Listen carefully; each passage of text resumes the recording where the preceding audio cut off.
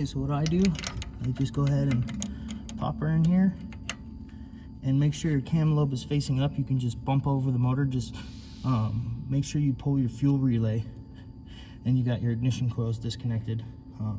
I pull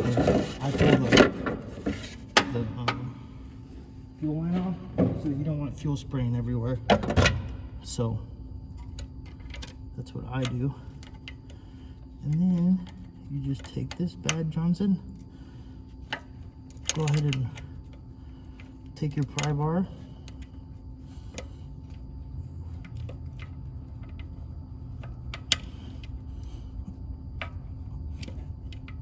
get her started, and then you can take your flathead screwdriver